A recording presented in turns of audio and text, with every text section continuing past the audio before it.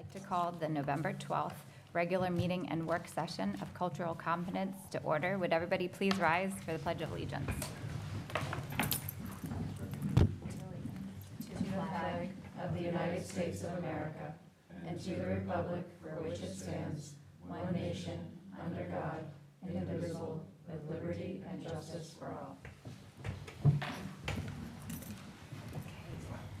Sue, could we have a reiteration of the executive session motions? Yes, the board met in executive session tonight to discuss collective negotiations with the Pelham Teachers Association, the discussion of the record of a student, and the employment history of an employee. Okay, very good. I have two very quick comments because I want to get as quickly to our work session as possible. I think I'd mentioned a few meetings ago that we were going to be moving our meetings to Wednesday nights beginning in December. This is actually going to be our last meeting on a Tuesday night, at least for this school year. We're moving what was scheduled as November 26th on a Tuesday. That meeting is being moved to Tuesday, December 4th, and then we will have, Wednesday. See, it's such a habit. Wednesday, December 4th, and then Wednesday, December 18th, and that will close out the calendar year for our board meetings. So I just wanted to mention that. So we'll see everybody again on camera on December 4th. And finally, on Thursday night, a reminder at 7:30, the Junior League is hosting their community roundtable with the topic being the new Julienne's Playground. It'll be an opportunity for community members and the league to come together to share ideas and initial plans for the new Julienne's Playground. So I hope you'll be able to join us. And with that, I guess we move right into our work session, Yes. 3.1. Great. So thank you very much. Nice to see everybody tonight. We're very fortunate tonight to look out in the audience, and I see members of our district Cultural Competence Committee here tonight. A lot of our administrative staff who have committed very much to this work, not just this year, but for many years. And our special guests tonight, Brenda and Franklin Campbell-Jones, who've already put in a long day of training with our staff, but who've also come tonight to share an overview of their work. So we're going to dive right in. We've got a lot to cover in a short amount of time, and certainly want time for discussion as well. So Alex is going to be my wingman tonight because we're not screencasting. We got too much technology going, and that was one. Something had to go, and it was screencasting tonight. So tonight we're really pleased to go on to.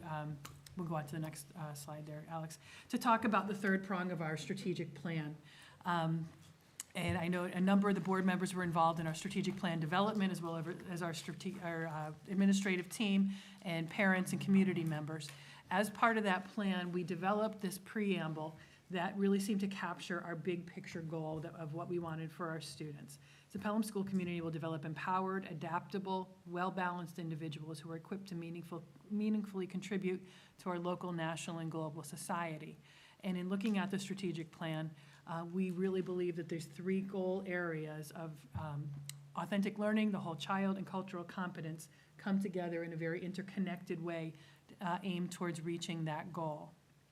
And our goal specific for cultural competence, as you see, is to cultivate an empathetic, inclusive, and equitable school community that values and encourages respect, voice, and agency for all students.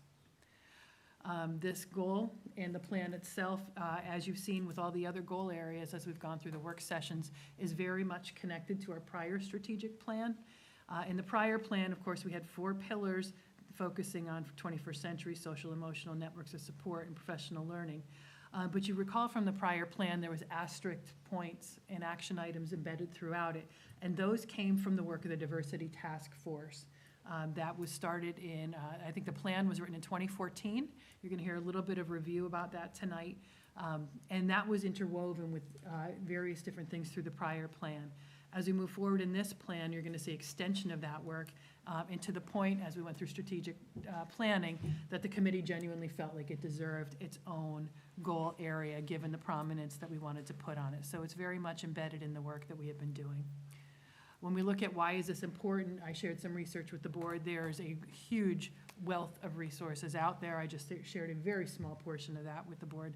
But to underscore why this is important, and I think first is to start with the fact that in 2014, so 5 years ago, as of 5 years ago, that was the first school year in which students in the K-12 school population became majority minority. So at that point, there were more students of minority categories than there were white students in the K-12 spectrum. So I think this is just a natural growth of our country, a natural change of demographics, one that we must, deal with, and we ourselves are seeing as well.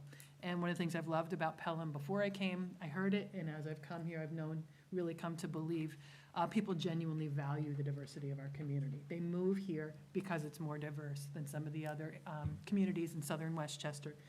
We still have tremendous schools. We've got great proximity, beautiful homes, great downtown. But we've got an opportunity for students to experience some level of diversity because the parents of our students who move here, especially in these last few years, value that and want their children to be exposed to the diverse world that we're living in.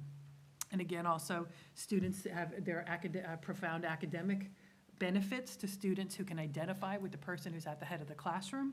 There's, again, a growing wealth of research around that. Which leads to some of the action items that we'll see embedded in the plan. And there's also growing research demonstrating that exposure to diversity makes us all better, makes us smarter, more creative, more tolerant, more open-minded, gets more voices around the table so that we make the best decisions, whether it's at this board level, at the leadership level, or even in the day-to-day classroom level. It builds empathy and understanding. We did, of course, our usual thought exchange. So we've just got, these are the top 4 thoughts that came through, which I thought were very demonstrative of a lot of the themes that came out, which we'll look at in a minute. Judge people by the content of their character, not the color of their skin, is something we can all agree around. Needs to be more focused on economic diversity. Again, whereas I said we were more diverse than other communities, we see this in economics as well as in race in Pelham. We need more diversity in our teaching staff, not just racially, but including race, religion, academic backgrounds, and life experiences, and I think that expands to all areas of diversity. And I would like to see the Pelham schools explicitly integrate diversity, inclusion, themes, and topics into the curriculum at all grade levels, K through 12. And that's something that I would say came very much into sharp focus for us and for the administrative team as we've gone through these last few weeks and dealing with an anti-Semitic event at the middle school. It's caused us to, we knew that these were areas that we wanted to work on, and I think it's important to note that. This is nothing new. This plan was agreed to back in April. That instance really gave us a more urgent opportunity to look more closely and critically at our mapping out our curriculum and questioning ourselves about how directly do we teach these issues and where do we need to grow. If we just kind of click on if I could click on that link real quick for just a second. This summary sheet will be on the district website.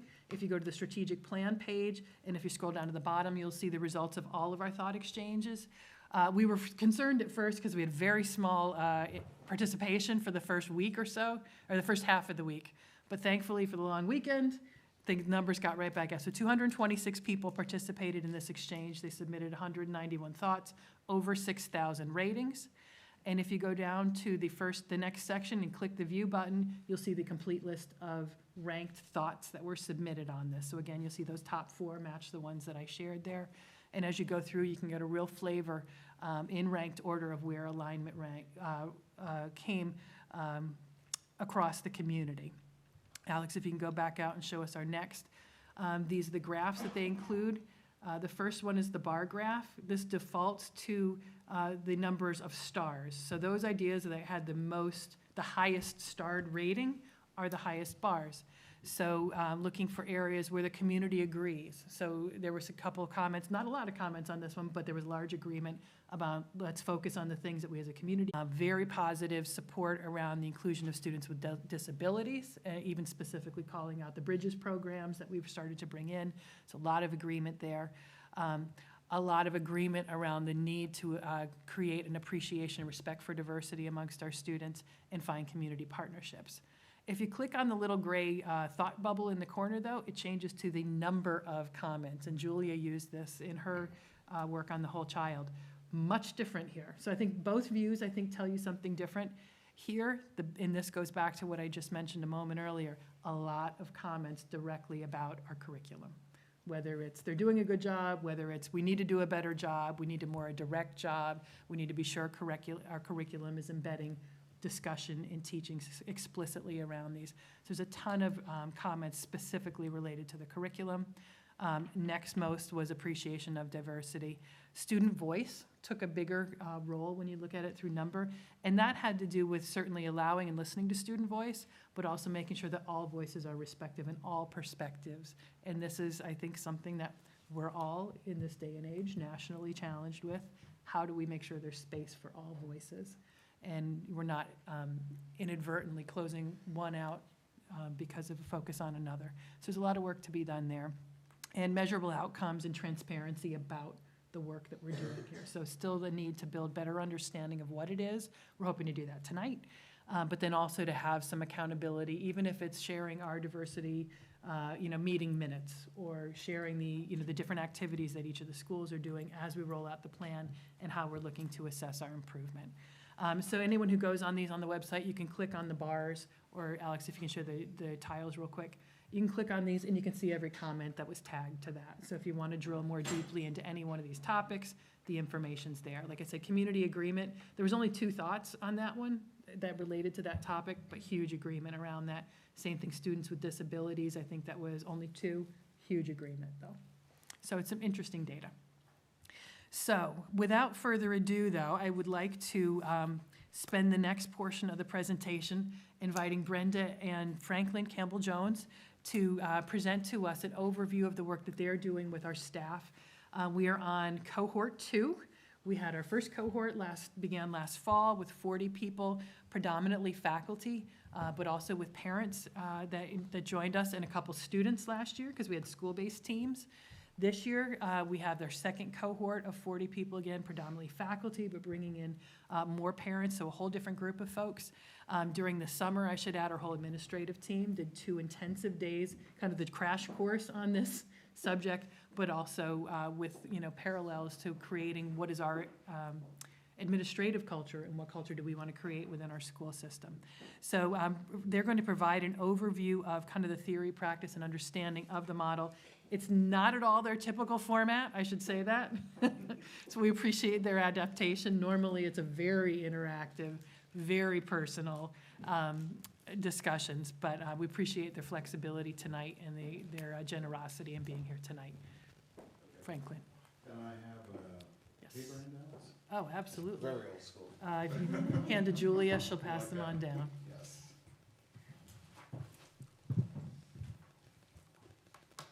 So we're both happy to be here tonight and share with you what we're doing with the members of the school system. So the idea now is just to sort of walk you through as quickly as possible without getting too far into the weeds about what we do every on a daily basis. So just going to give you like a quick overview, and if you have any questions, don't hesitate to stop and ask me or Brenda questions about what we're doing. So let's get this to work. Let's just do it this way. We'll just start off like this with this particular image right here that you see, and just sort of look at that image and just sort of walk around a little bit, and probably most of you are familiar with it, have seen it someplace, somewhere of this image. And if you look at it really closely, you'll see a whole lot of things embedded in that image. You probably see, a lot of people see an older woman and a younger woman. And how many of you can see that? Just sort of acknowledge you can see that. And if you look really closely at that image, you can see just around, you might see an older woman with a shawl there, and the mouth is sort of located down at the very bottom of the shawl, and then the nose, and then the eye is just sort of up around sort of the dark part of the hair around the shawl. But if you look even closely, you'll see that what was once the nose of the older woman becomes the chin of a younger woman.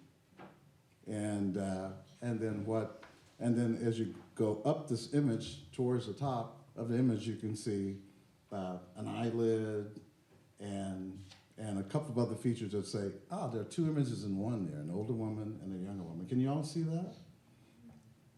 If you look even closer, you can see How many of you can actually see the badger that's on the head? Can you see the badger? If you can, just sort of raise your hand. Okay. How many of you can see the polar bear? Can you look really closely? You might see a polar bear there. You can see the nose of the polar bear just on top of what you just thought was the badger. And just up by the plume of the hair of the younger woman. Can you see that? If you can, it's okay. Is it That's the lying down? nose. Yeah, Yes. yeah, just sort of lying He's there. lying. There's a nose there, and His nose is there's a on top. polar bear Oh, sorry. lying there. Nose is there, laying his. Yeah, there you go.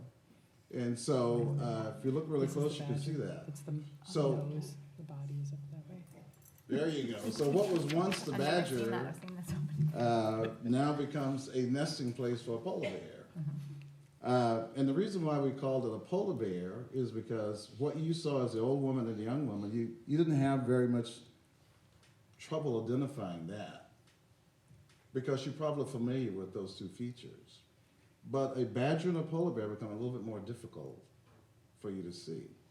But for Inuit children in Alaska or in the Arctic Circle, where we showed this picture, they pointed out to us the badger and the polar bear.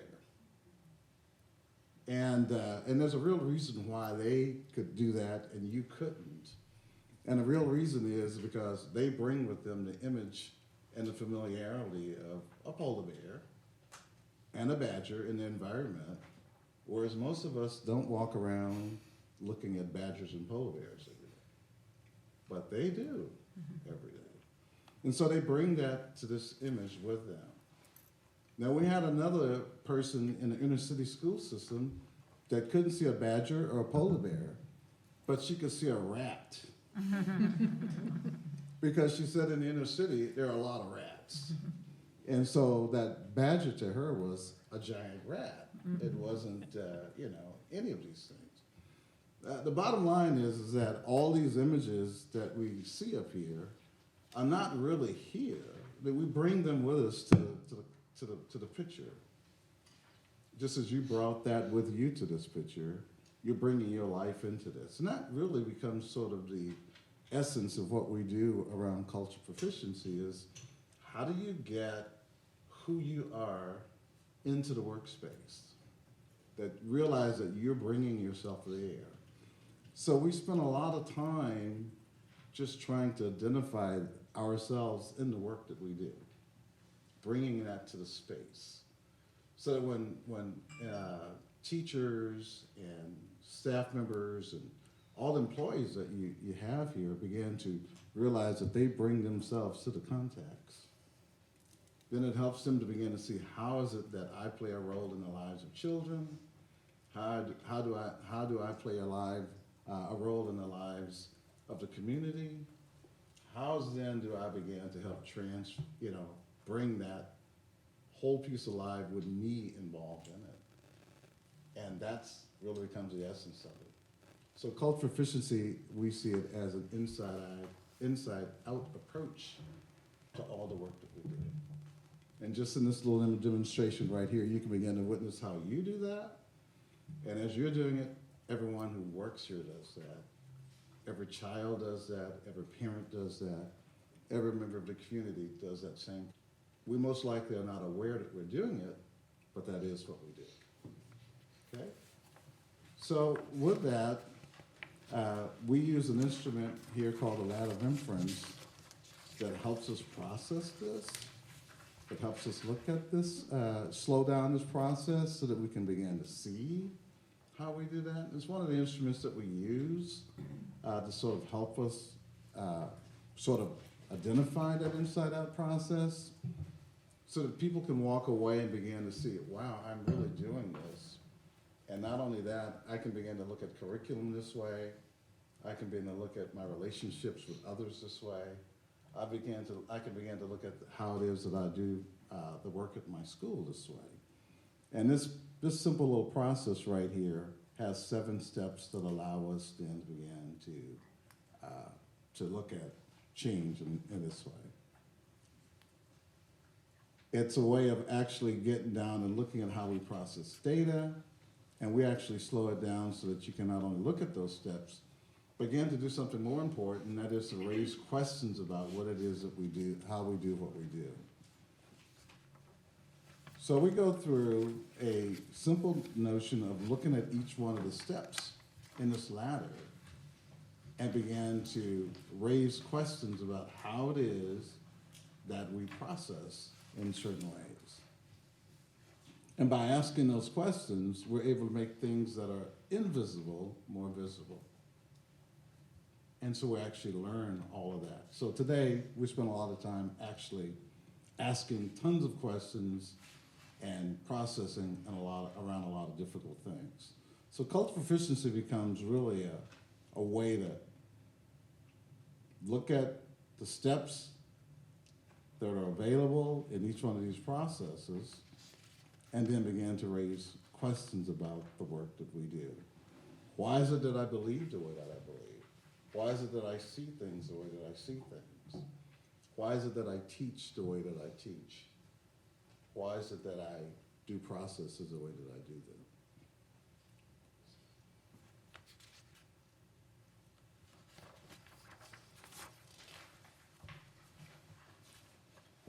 When we start, Can I yes. ask a quick question? Could you give us maybe just a simple example of how someone might move up through the ladder of Sure. inference? Sure. And how that data becomes selected and then become, Let me back up for a Yeah. second.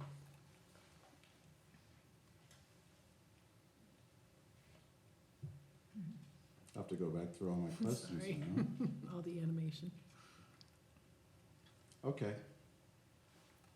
Let's go back to here.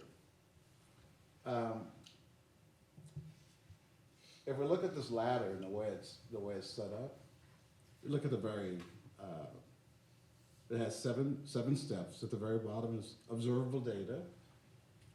And at the very top, there are actions that we take. And if you look at, go to the very bottom of this ladder, it has observable data, as if a video camera would be actually looking at it, or seeing it, or processing it. Around us is lots of data. There's data available to us everywhere. In this room, there's tons of data. But what actually happens at a certain point is we actually begin to select the data that's around us. So in this room, for instance, there are lights, there are photons floating around the room, there are actually chairs and tables that are in here. And at some point, what we do is we actually select that data. And when we select that data, all the other data that's around us becomes invisible. So what happens is we begin to make meaning based upon the data that we select. So rung 1 is observable data. Rung 2, when I select, I'm trying to get my props here now. In this room, there's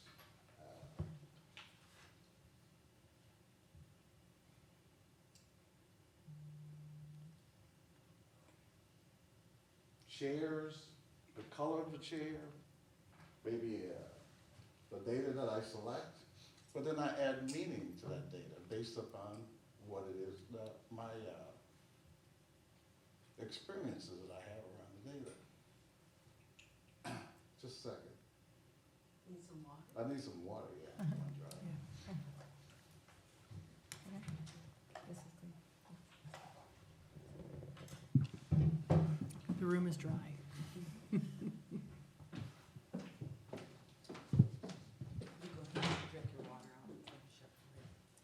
So with all this data, you begin to select the data and you add meaning to it. So for instance, one of my favorite colors is burgundy color. So I select that color and I say, wow, the people who made these chairs must be brilliant because they selected the same colors I like. So I add my own meaning to it. Then I make assumptions. oh, the people who built this room must be just as wonderful as what my grandmother taught me. Because not only do they have burgundy, they have brown. Look at my brown dress. I chose brown on purpose because my grandmother said that when you wear brown, you're pretty sharp. Now, those of you who don't have on brown, I might draw some other conclusions about it. And so then, after you draw conclusions, you adopt beliefs. All people who wear brown must always be brilliant. I believe that. So whenever I see anyone with brown or burgundy, immediately I have selected data that reinforces what I already believe. And so when you do that, you do things such as, oh, this child is from XYZ zip code. They must not be too bright. Based on a zip code, because that zip code, from my frame of reference, has value to it that says that. Or this child, Maria, is from ABC zip code. She must be very, very bright. Plus, she has on burgundy. So she's got to be bright. And we go up and down this ladder just that quickly. Our kids do it as well, because our kids will walk into a classroom and they may look at, say, Julia, and they'll go, oh, I have a teacher who's Asian. She must be really good in math. She must be really good in math. Or another student may see Sue, is it? And say, oh, I have this white teacher. She may not like me because of the value I have placed on the color of her skin. And vice versa. You have children who are sitting in classrooms who may come from homes of poverty, and just by looking in the cue and seeing that they may be from poverty, our assumption then may be, wow, they may not be very bright. And they are from XYZ zip code. So what we do in working with teachers, parents, everyone, including ourselves, is we help people to challenge their beliefs. So we've come up with some questions, the ones Franklin was going to show you, but we come up with questions to help you to identify what those beliefs are. And the big question is, do those beliefs still serve me well? Because we have held on to beliefs for quite a while that may not serve us well anymore. And a perfect example for me, as I said, my great-grandmother raised me. And I must have been 18 months old. And my great-grandmother told me when I grew up, I was gonna be a Democrat. So, what happened? When I got 18, got my license, guess what? I signed up to be a Democrat. Because that's what I believe. She said Democrats help poor people and Republicans help rich people. Since you're poor, you vote Democrat, right? So a few years ago, about 10 or 12, I wanted to vote for a Republican. And I couldn't do it. Because Mama said, that's not what you do. That's how strong our beliefs are. And then Franklin began to ask me some questions about, why can't you vote for that person? And I said, I can't, because Republicans don't like poor people. And he says, does that belief still serve you well? Because I really like this individual, and his beliefs aligned with mine. My beliefs were no longer serving me well. So I changed them. Now, mind you, I waited till Mama passed before I got so bold. But that's what our beliefs do. They help us, in a sense, And then again, they also hurt us because we always select data that reinforces what we already believe. So we have to get out of that cycle. And what we want teachers to do and what we want people to do in schools is to ask this critical question every single time. And that is, what is in front of me that I cannot see? This child that is sitting in front of me could very well be a Harvard child, even though the child is from XYZ zip code. Can I see that? And if I cannot, I need to keep challenging my beliefs. The second part of this is that we also ask adults to help each other to see what they can't see. This is harder than working with children, honestly. Because adults don't want people mad at them. They don't want, to be upset. They want everybody to like them, except the consequences, we have children who are being hurt. So we ask teachers when someone says something that is derogatory, so for example, about a child, maybe the question just is, what causes you to believe that to be so? And many times, it does not require even a conversation. We just want you to think about what you're saying. Because we have so much dendrite experience in our brains around doing this without being stopped, that it becomes normal.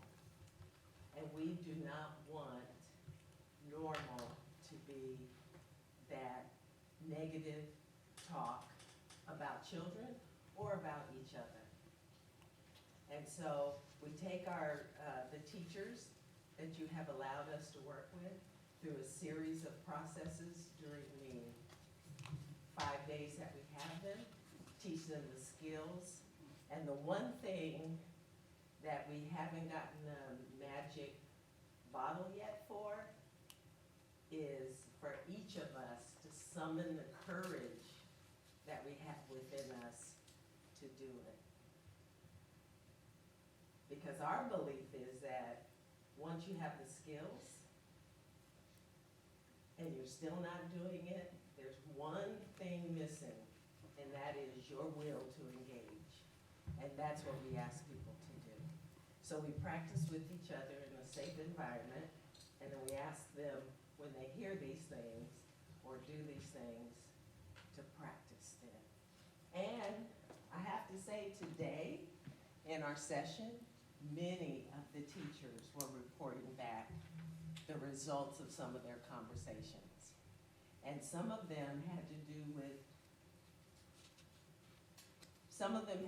with just things that normally go on in the school district that now they see differently and say, that really wasn't right, and have taken the step to have those difficult conversations. And so I think you have a really good, you got some really good people beginning to do some really good work. And we applaud your efforts for supporting them in doing that. So I think you're going to see great results with your children and with each other. Thank you. So that's exactly what I was gonna say.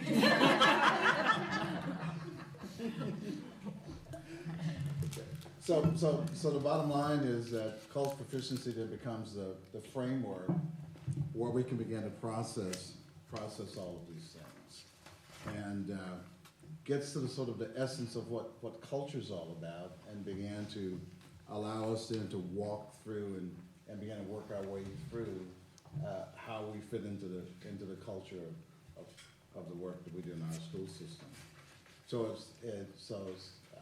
culture then essentially becomes the customs and beliefs are in place, and sort of the way that you do things around here, and it becomes really invisible that you can't see it unless you ask questions like the ones that Brenda just mentioned that we were just talking about around the ladder of inference.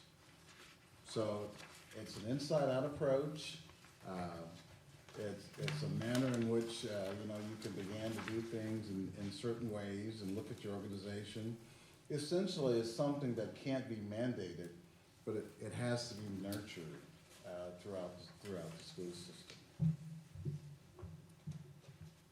There are 4 tools that are used that we actually go through and work through those tools.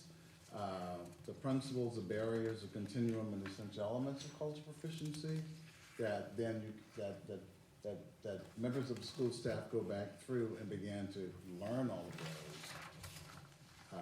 The whole idea around looking at a continuum as one tool that we use to go and begin to give language to that members of the school staff can then begin to process, that becomes an essential part of the work we do, and it's a way of describing healthy and unhealthy practices within the school system. Essentially, programmatically, there's a whole idea of looking at basic awareness around cultural proficiency, which is what has been going on here in Pelham for the last couple of years.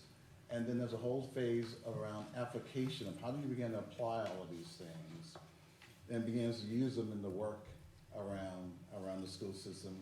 And then finally, there's a whole notion of facilitation. How do you facilitate these kind of processes in the school system? The basic awareness sessions here at Pelham are the dates that you see on the side there for cohort 2. That's happening around cohort 2. This is an agenda, what a typical agenda might look like, in a basic awareness session for anyone going through the basic awareness sessions of cultural proficiency.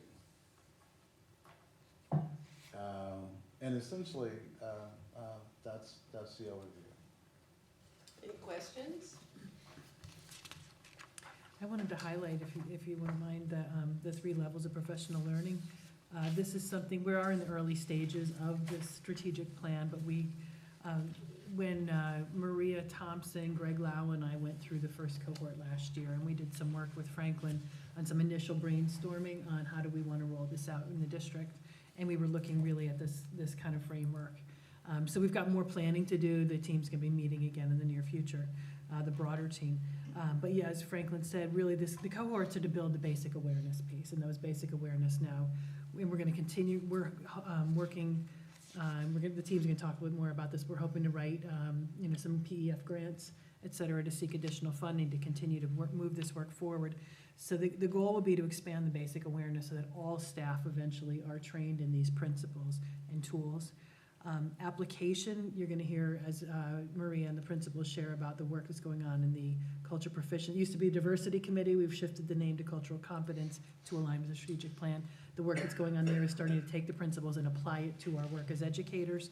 So we're starting to take some steps in that direction. The ultimate goal would then be is to continue expand that application across all we do, but then also to find ideally some folks right within our own organization to then train with Franklin and Brenda to become in-house trainers.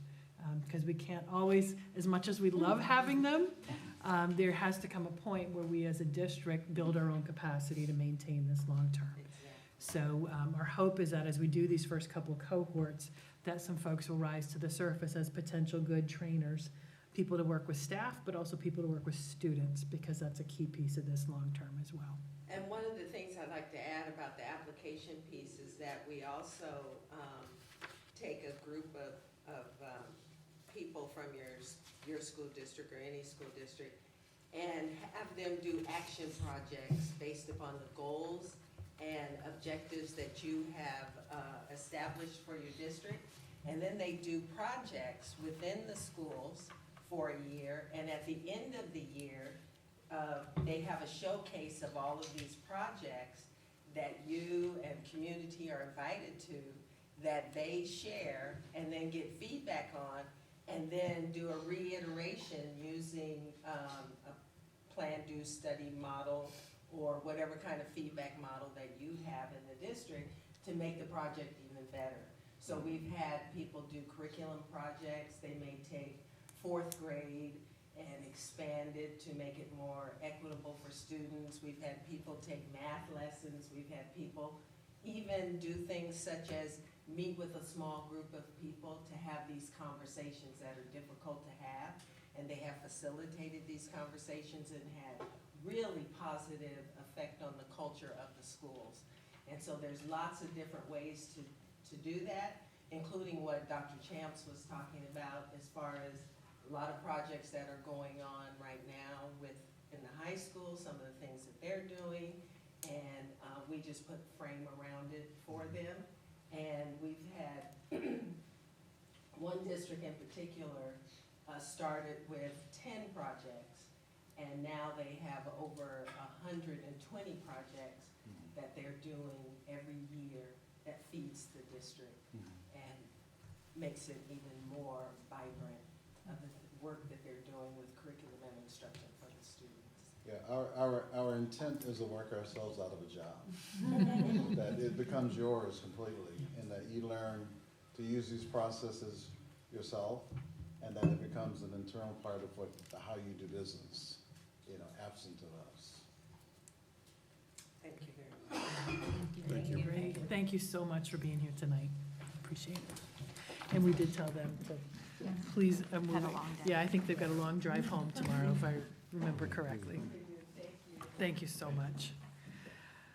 What we wanted to do, just to kind of close out their portion, Alex and Steve Rovida have come up a couple times and done some interviews, so it's hard to capture really what happens in the training. And I know you walk away and you just can't replicate it for people who didn't get to go through it, because it really is, as I said, it's starting the work from the inside out. It really starts with turning the mirror on ourselves first.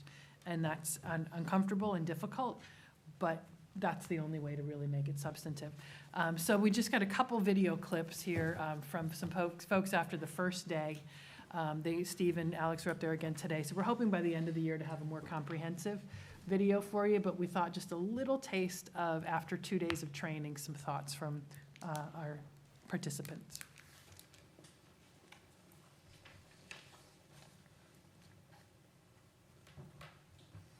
Just when I thought I knew about something, which is diversity and cultural proficiency, I'm learning so many new tools and techniques, and just it's so humbling listening to what's going on in the room and the comments that people are making.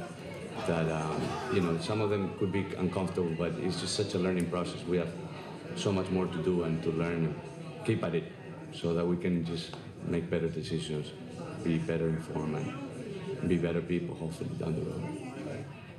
I did not come in with many expectations. I really didn't know what a training about cultural proficiency would entail.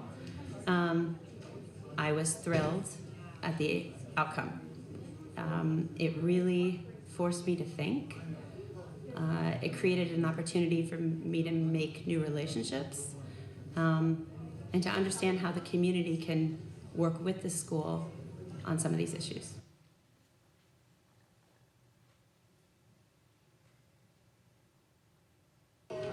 I think the last activity that we did, where we started to kind of separate ourselves based on life experiences, was striking.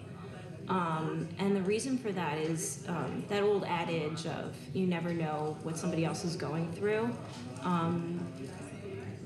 it really came to the forefront in that activity, because just looking at a person, you would never know their life experiences, their upbringing, and I feel like the otherness that the minority felt and the strength that the majority felt was really brought to the forefront in that activity. There were several. We just finished one that's probably most on my mind, where we answered questions and then ended up finding out how that resulted in whether we were in the minority or the majority. And for me to visually see the numbers of people that were in the minority as many times as they were, and how I felt when I was in the minority, really struck me profoundly. It's really led me to think long and hard about how important connection is and relationships, and how they're not that hard to form if we create space for them.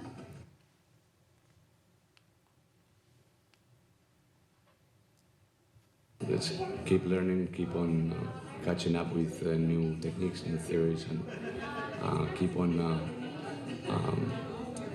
the better and the good times are always gonna oversee the bad times and difficult times, communities and institutions, and we're all gonna struggle, but people are strong and we always survive, and we stand united and we'll get to where we need to go. I think the thing that has stuck with me the past 2 days is how empathy kind of fosters inclusivity. And in my personal life, I feel like these life experiences have developed me to become more empathetic. And as a result of me being more empathetic, I'm allowed, or I have become more inclusive. Whether it's of a person's culture or their background or their race or their religion. And I think it's really important that not only as educators, but as children, we give them these experiences so that they can develop the empathy to be inclusive. Sorry, Yeah, that's okay. if I could ask the question. Yeah. Yeah, so that was just a little snippet again after 2 days. We're going to be, kind of following them and hoping to put together a broader context by the end of the year. But I think what they captured there is really what it's about. It's about building relationships. It's about, to a degree, understanding, the differences, understanding more the empathy, empathizing with those that are in one kinds of diversity. But the relationships is the way of building what do we have in common. It's not just pointing out differences, it's also building bridges of understanding and strong relationships. So I think you're going to hear more of that as we get more folks involved in the presentation. Any quick questions before we move on to the next part? I was just starting to ask, how many teachers did you say were in this, or in each of the cohorts? The roughly? cohorts are cohorts of 40 people. The bulk is teachers. We've had a handful of administrators, I think about 3 or 4 in each cohort, and we've tried to have about 1 parent from each school. So 40 minus 4 minus, it's about 30 teachers. First time around, we also had a couple high school students with us as well, which is a great perspective to bring into that. So, In that triangle that Yeah. we were looking at, and we Yeah. talked about basic awareness, application, and facilitation, like some of these concepts that they're talking about are things that the people who are in the training will start thinking about and Mhm. probably utilizing right Yeah. away. Like, when do you see the majority of staff understanding this competency? And that's or- something we've got to do a little bit more mapping out. We kind of mapped out the first 18 months to 2 years. Mhm. And that was probably by spring of last year is when we sat and mapped that out. The thing about this work, and it's somewhat of a frustrating aspect, but it's very long-term work. Right. I just met with one of our community members who has been doing this work in New York City for a number of years, one of your good friends. And it was there, like, I felt like, oh my gosh, they're miles ahead of us. But then when I looked at the timeline, they started this work in 2012. Right. So they've been at it for 7 years. So they've got that articulated framework. They've got a curriculum that all staff go through, training sessions that they move through, graduated levels of training. So it's going to take us some time. The thing that I'm excited about, and again, when we talk about the diversity committee in particular, you're going to start to hear some application that's already beginning. Okay. So again, it was 30 teachers last year, 30 teachers this year. Entire administrative staff have been directly trained by Campbell Jones. So we've got to figure out what that next step is. Do we continue with that model, or do we start to branch out and deliver that in different ways? We've got to figure that out yet. We did add a component of, a brief component, but I taught the session with our new staff, our new teacher orientation. We thought, okay, this is our strategic plan. We need to start making this a piece of everything that we do. So we're starting in that way to introduce it. The other thing I will say I'm glad this time around was gym. We've got a lot of gym staff, and by that I mean we've got a number of our security monitors are actually going through the training this time, side by side with teachers and parents, because they interact so closely with our students. And we would like to get, our clerical staff in there as well, custodial staff over time. We really want to move to the point where everyone has been at some level of training. But it's going to take a number of years. I think I'd like to transition next. I'm going to invite Lynn. I don't know if you want to come up or use the mobile mic, up to you. All right. Lynn Sabia, our middle school principal, was brave enough, plus she was a new principal, she kind of had no choice. No, but she stepped up during our strategic planning process. Steve oversaw the work of the Authentic Learning Committee. Julia oversaw Whole Child. Lynn stepped up to be the facilitator and leader of this particular aspect as well. Near and dear to her heart, something that's been a passion really for her life. So she was the perfect person to take the lead. So I asked her to share a little bit about how did we get to this goal and these particular action items. Well, thank you. This has been some wonderful work. As Dr. Champ said, it's something I'm passionate about. We've got great faculty and staff we're working with and great students, and we've seen a lot of things put into place already. But the process that it took us to get there, I've got several pages, but I'll try and keep it brief. So the first thing we did is we reviewed all the data from the district committees starting in 2014 up until all the surveys of all the stakeholders, and we compiled a list of concerns, issues, whatever anybody felt. And then we broke those lists down into categories like themes. So community outreach was one, policies and procedures, curriculum, student behaviors, student groupings, and student voice. So those were the themes that kind of came through with everything. So after we did that, we said, okay, we have to come up with a common goal, and we have to come up with agreed upon definitions so that they're across the board for everybody. So that took a really long time. It was good work, but it took a really long time. I think they said it was like herding cats, I've heard before. The great thing about this committee is everybody was passionate and had a voice, so we really had to come to consensus on a lot of things. So the goal was cultivate an empathetic, inclusive, and equitable school community that values and encourages respect, voice, and agency for all. And then we had to be AP students come up with a guiding principle as well as a goal. The guiding principle was a culturally competent system that fosters a deep sense of belonging, strengthens the educational experience, and overall success for all children. Then we defined culture. A common set of beliefs, norms, values, perceptions, and connections that help define us as individuals and refer to a shared set of attributes. And that was really passionate for people because everybody had a different shared attribute. So we had to kind of come together with what is it that we can believe in and move forward with as a group. And we define competence implies having the skills and capacity to work effectively with culturally diverse individuals.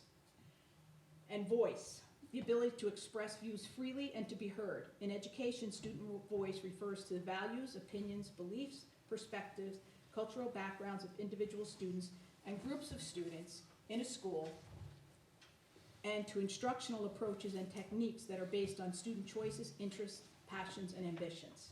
The last definition took the longest, agency. Everybody's like, what is agency? So we had a lot of different definitions of it, and this is what we settled on.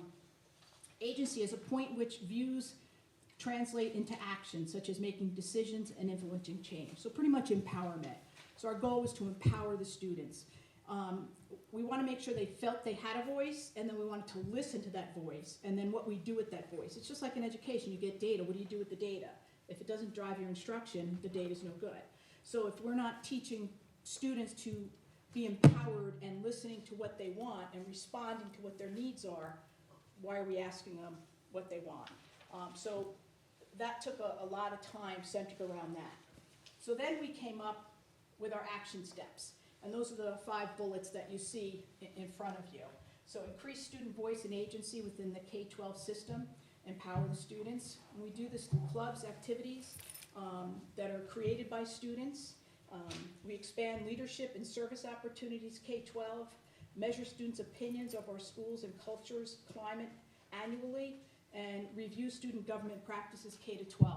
And the good thing about the committee was there were teachers from the elementary, the middle, the high school, because it's easy to get passionate and stay kind of focused on what your domain is, but to be able to look and see the broader picture for everybody. The second action step was examine curriculum, instruction, resources, and assessments to ensure that they reflect principles, values, lessons, and inclusivity and equality.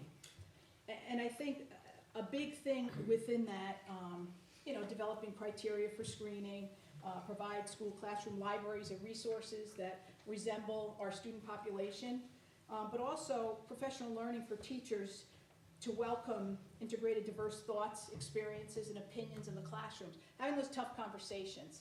We want teachers to be equipped with having them so that they don't feel that they don't have an answer to it, so they kind of go around the questions. We want them to be able to take those head on. We started doing that already with some of the other things we'll talk about later. But one thing I feel like I'd be remiss if I didn't mention, I think we really need to take a serious look at how we group our students. The whole intention of open access didn't change the complexion of our classrooms, and I think that's something we really need to look at. Research supports heterogeneous groupings, and just heterogeneous, the definition of it is diverse in character and content. Well, isn't that what you want in your classroom? I mean, that's what we're all about, that's what we want.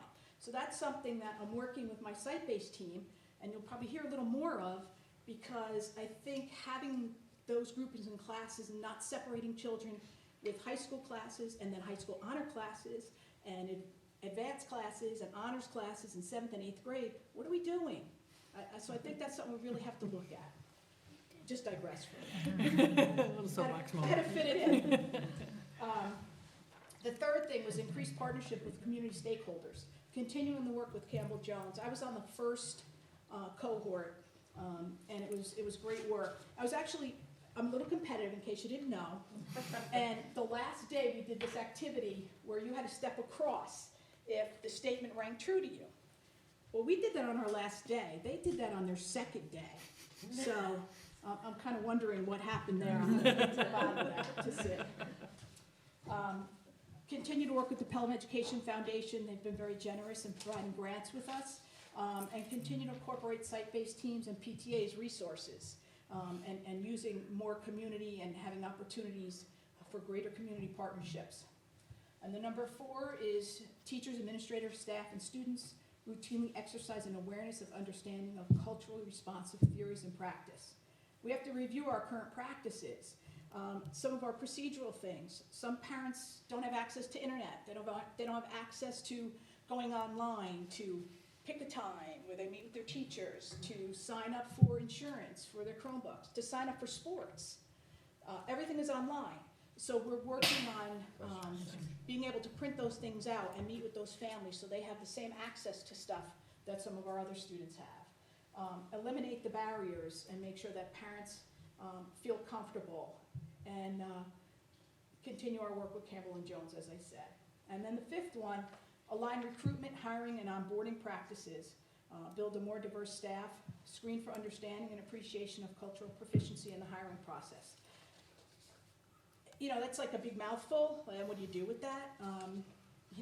There's a few things. You try to widen recruitment and advertising, but I think one of the things that was brought to my attention by some teachers, that incorporating questions when we're doing,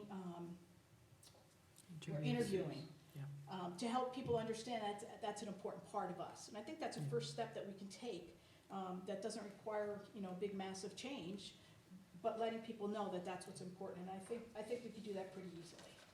And So that's kind of how we came. Steve's going to speak some more to that, Yeah. too. So that's kind shortly. of how we came to the bullets that you see in front of us. Great, thank you, Lynn. So if you go to the next slide, Alex will help us there. We just wanted to take a little bit of time to kind of touch on some of these things that Lynn's introduced to us, that relate back to those action items. We've already talked some about the culture proficiency cohort, so I'm not going to go any further into that. But I have asked Maria Thompson, Janine Clark, co-facilitate our cultural competence committee.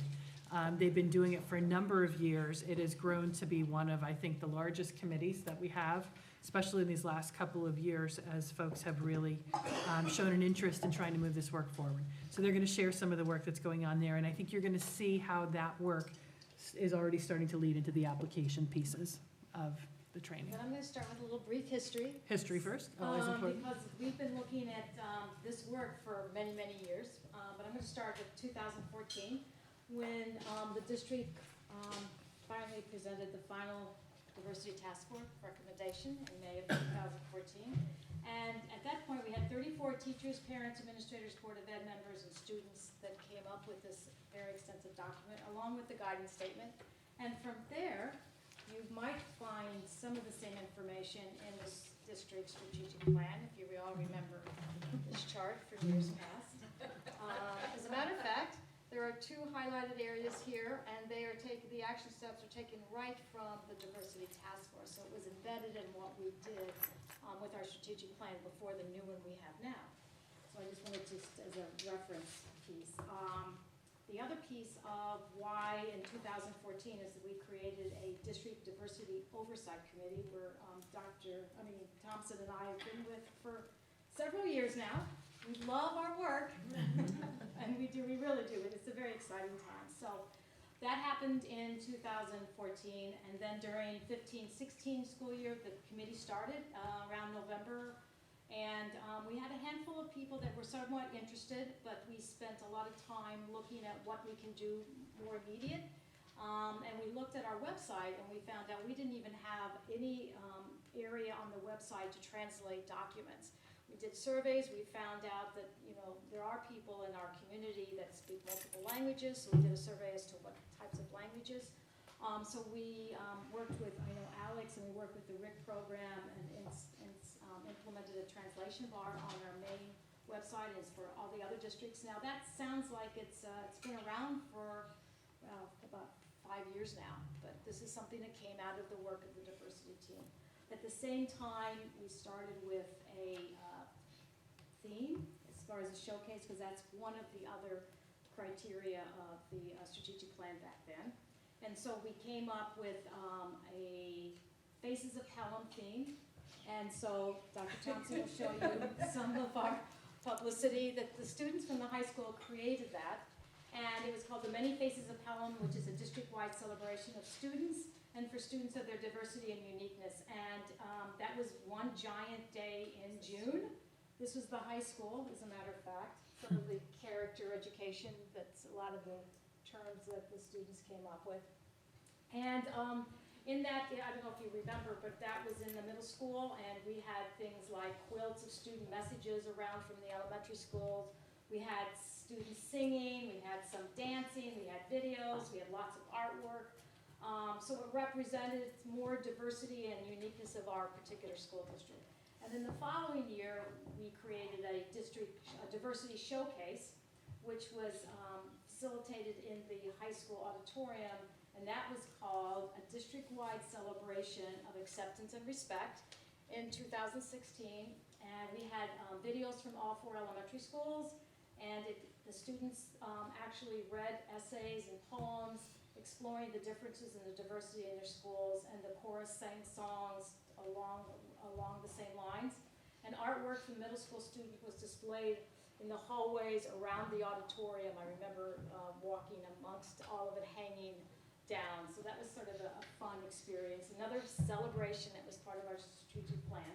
And during the 17-18 school year, our diversity grew as far as our district oversight committee from 6 members to 23 teachers, administrators, parents, and a Board of Ed liaison. And the focus of the committee, we had a speaker series for district-wide celebrations. And thanks to the Pelham Education Foundation and the Aspire to Inspire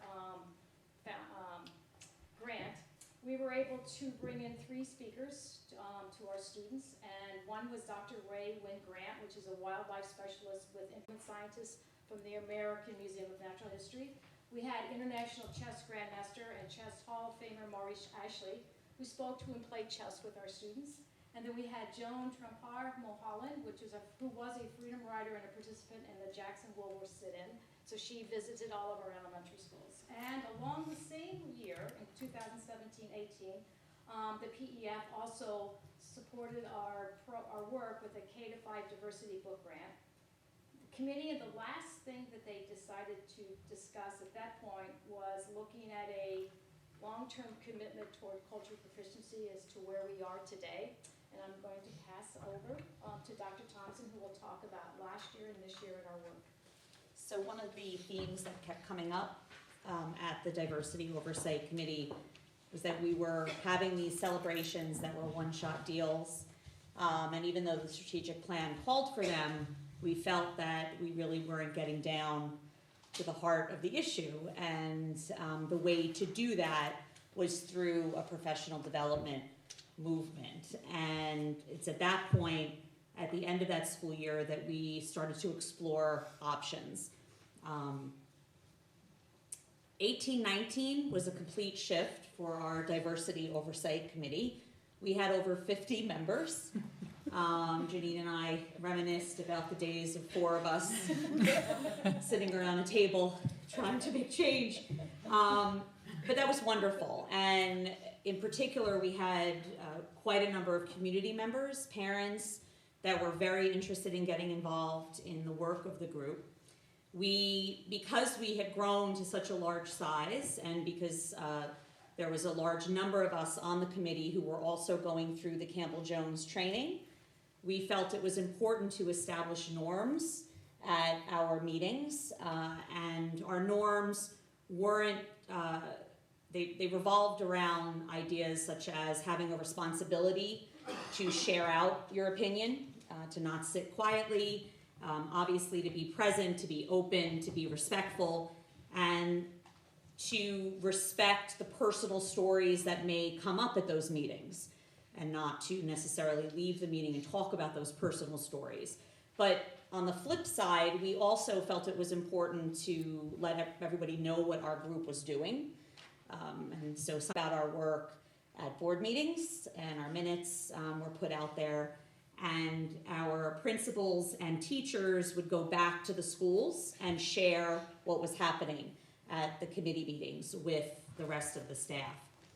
So last year's work obviously revolved around our first cohort being trained, but we had 4 subcommittees that met in between our big meetings and were charged with different tasks.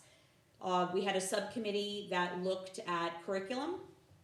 In particular, we decided to focus on literature because that task of looking at curriculum is such a large undertaking. We did discuss the possibilities of looking at how we teach, for example, world religion. We talked about how we teach slavery and other points in history. We've made a list of things that we want to pursue going forward. But last year we focused on exploring, or beginning to explore, classroom libraries on a very small scale, K-5. And we also began an initiative to look at the possibility of common read-alouds at the K-5 level, 2 to 3 read-alouds that every 3rd grader would experience, and a discussion would follow the sharing of that work. So that committee had a lot of tasks to deal with, and Susan Gilbert was our leader. We also had a committee that Tanya spearheaded, and that group looked at cross-school opportunities, so trying to bring our students together before 6th grade and to get more activities across. And you might remember that on June 8th last year we had our end of the year K celebration, and we also last year was the first time we brought our kinder students together at the beginning of the year across the 4 schools. We had a subcommittee that looked at new families and how do we welcome families into the Pelham school community.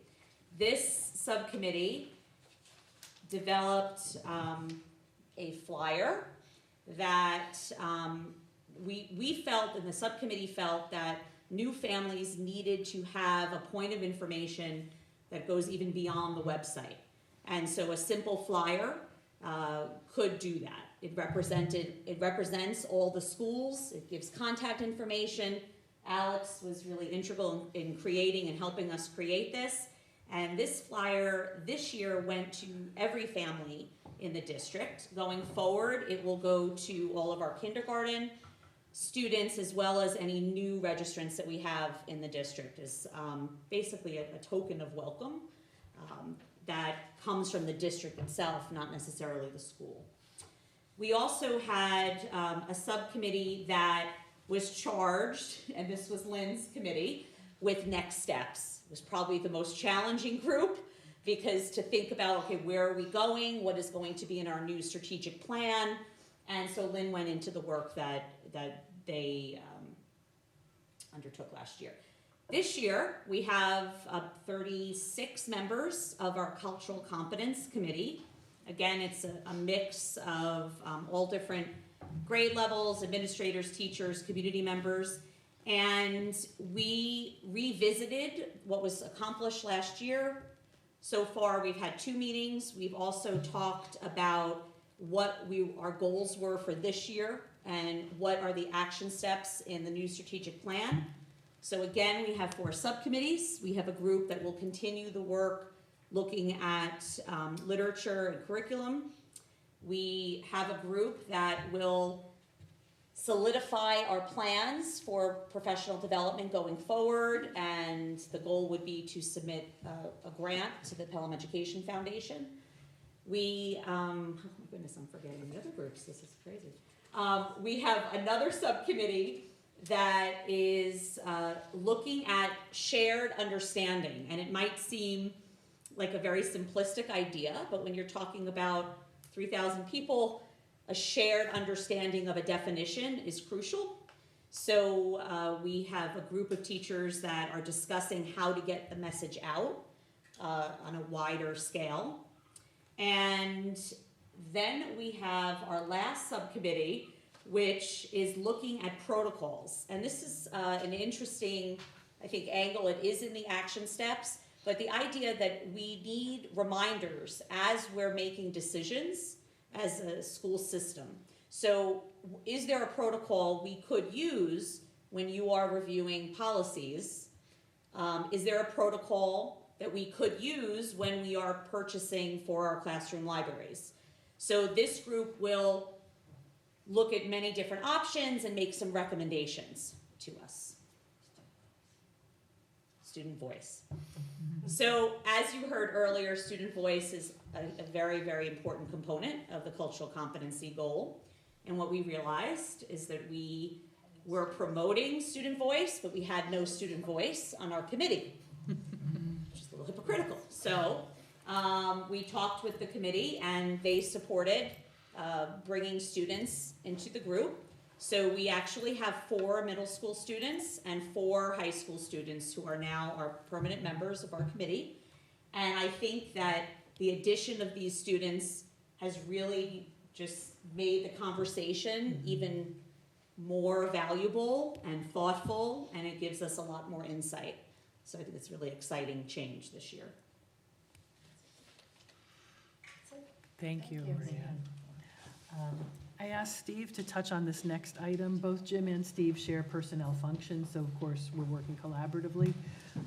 But Steve was just gonna highlight a couple quick things that we're looking to address, one of the specific hiring practices action Yeah, items. so, I mean, ultimately, our goal is, we want to hire, we want to recruit, hire, retain the most highly qualified educators to work with our children here in Pelham. But with that mission in hand, we're always seeking ways to expand the candidate pool for our openings. So we've learned from colleagues, we've also learned from community members of different ways that we can broaden the spectrum and our presence out there to really look at the opportunity to try to find a more deeper, diverse group of candidates for our position. So one concept that was sent to us is there's an organization called the New England Minority Recruitment Network, which is really not just about New England, but it's the acronym is NEMNET, and they're an online community which hosts member school districts and learning institutions. They allow for the posting of positions and openings and also the school profiles. So we currently have a profile page on that website, but also there are direct links to our district homepage and to all the postings that we have on OLAS, the jobs which are available. We're hoping to expand that in the future as well. You can actually post right there on that website, so something we're kind of considering. The Lower Hudson Council of School Personnel Administrators is the group, and I represent the district in Pelham, and that has been around for many years. That's where all the assistant superintendents or human resources people get together throughout the region and talk about changes in things like APPR and teacher evaluation and also hiring practices. And one thing which I've noticed that's been missing for a decade or so now is that the BOCES, whether Southern Westchester or Northern Westchester, used to have these minority recruitment fairs. I don't know if anyone participated in those. I think the last one I noticed was about 2003.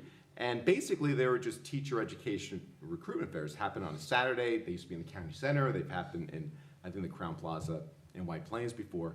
And all of the school districts showed up, and you were able to kind of meet with different administrators, and you would learn about the school district. But it was a way for you to kind of be introduced to the different school districts. That hasn't existed in decades. So I brought it up to the group last month and said, is there interest in starting that again that we would control, and we would, basically offer that opportunity to cast a wide net and have a recruitment fair in the region for educators.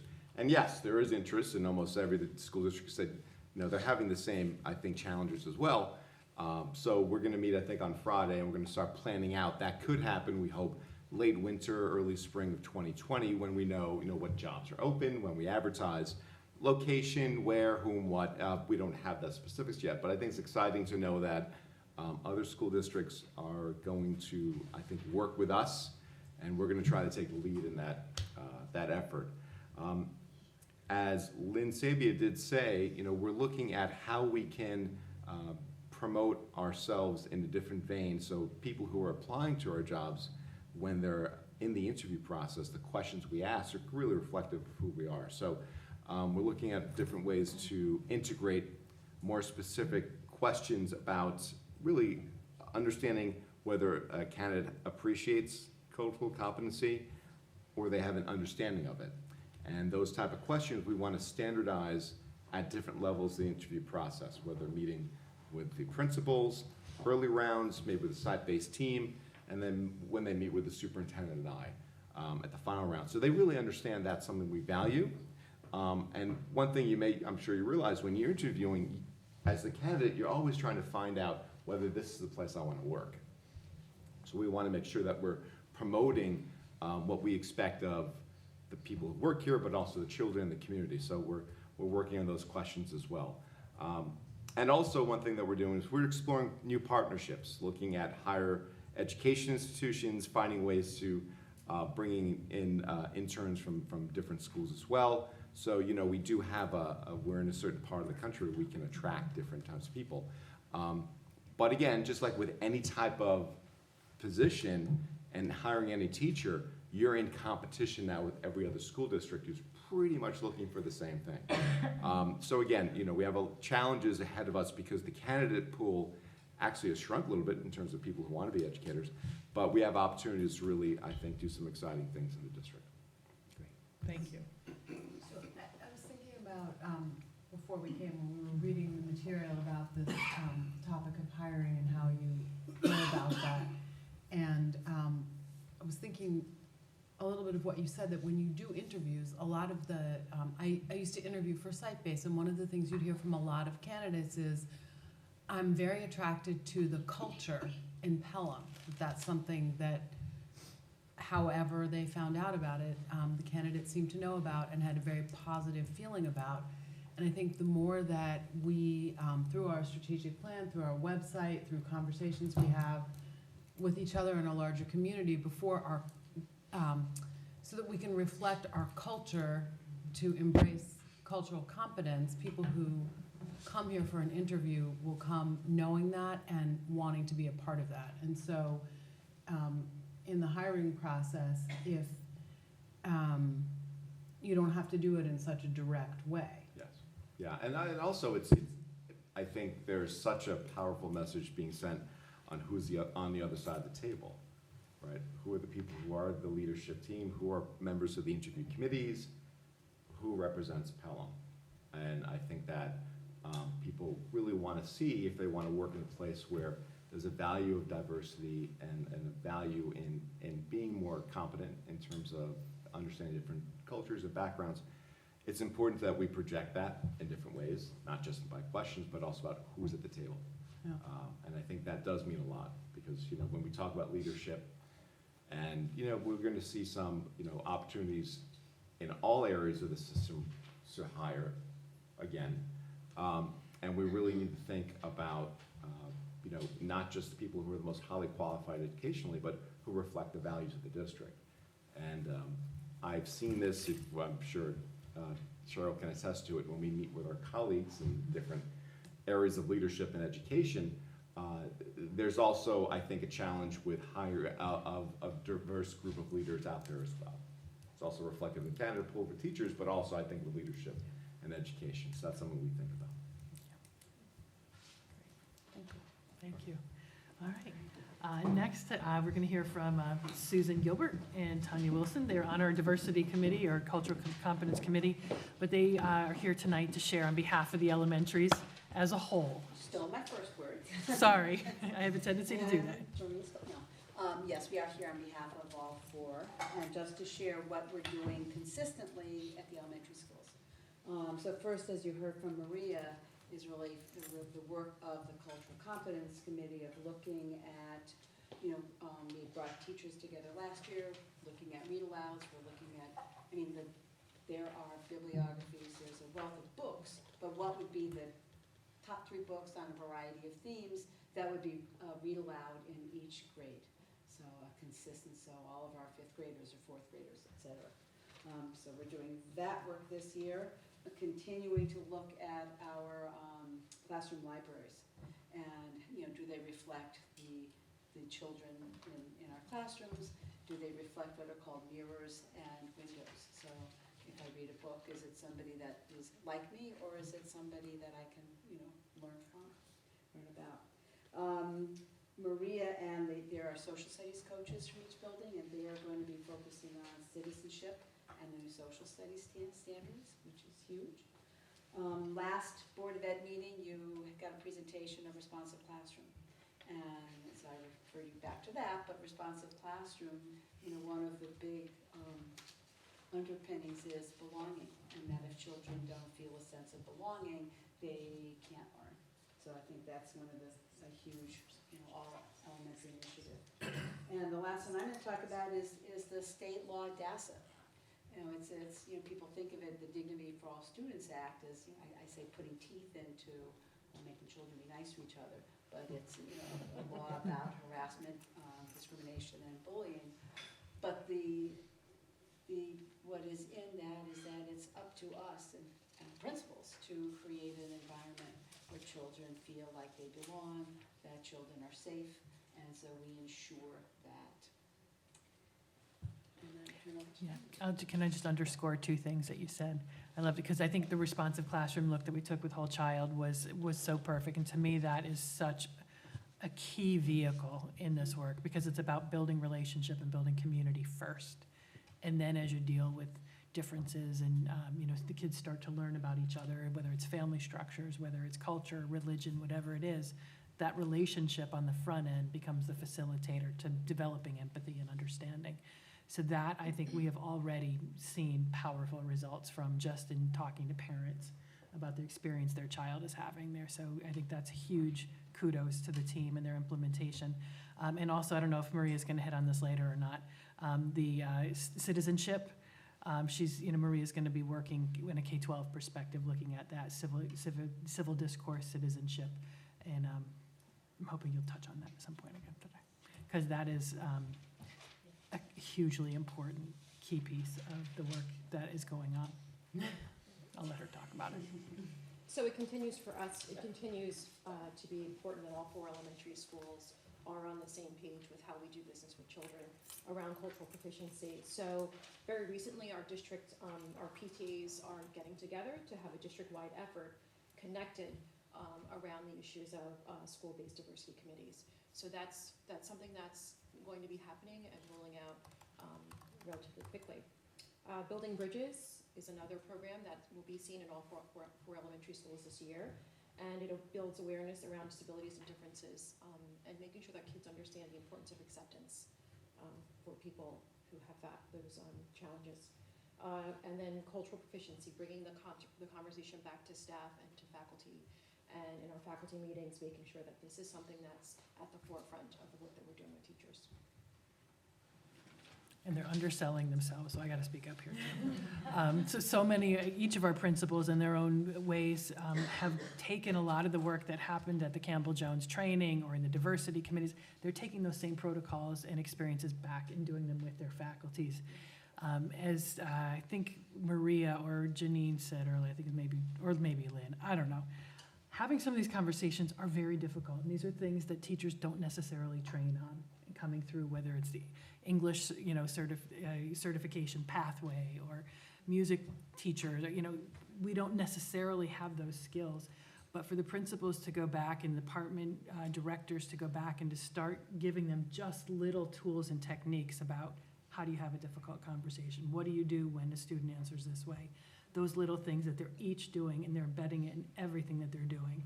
I don't think a meeting goes by, a faculty meeting or a department meeting, that somebody's not touching on some tool or technique that teachers can turn around and use. So it's hard work, it's long work, it's systemic work, but it's happening, and they don't brag It's enough people about work. their own work. It's people work. It's people work. You're right. So that continues to go on in all of our schools Yeah.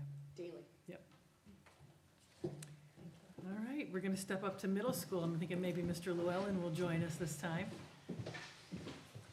So this is where all the fun comes in. I don't mean because of middle school, but with the work we're doing. Just Lynn and I. We're able to put into practice a lot of these things that we're talking about. So one of the things we're doing is we're working toward becoming recognized as the New York State School of Character based upon application of 11 principles of character, including comprehensive, intentional, proactive approach to develop character, create a caring community, and provide students with opportunities for moral action. We are also implementing the Paperclips project curriculum in grades 6, 7, and 8, inspired by training this past summer that Ms. Sapia, Dr. Thompson, and our teacher Laura Cusick attended in Whitwell Middle School in Tennessee, through which students examine the subject of prejudice and stereotyping through study of the Holocaust in order to find ways to promote justice and understanding. We held grade-level assemblies for all students on the symbolism and history of the swastika, as well as faculty meetings and a call to arms to enlist teachers to continue the efforts for eliminating expressions of hate in our schools. And we are in the process of working to become recognized as a No Place for Hate school by the Anti-Defamation League, challenging all forms of bigotry through our No Place for Hate committee, which includes students, parents, and faculty. 3 school-wide events and a pledge that will be signed by all students. Prior to the signing of the pledge, we'll be holding a special assembly for students to provide direct instruction in the meaning of the pledge and understanding of our anti-bigotry efforts, something we learned from our swastika process being successful. The students want more direct teaching of a lot of these different things. And so in the middle school, aside from the classroom, Sean and I take opportunities to have grade-level meetings. We get to teach again, which is Yes. We're implementing 5 lessons into the 6th grade social studies curriculum through which students learn about the pyramid of hate and the Anti-Defamation League's anti-bias glossary.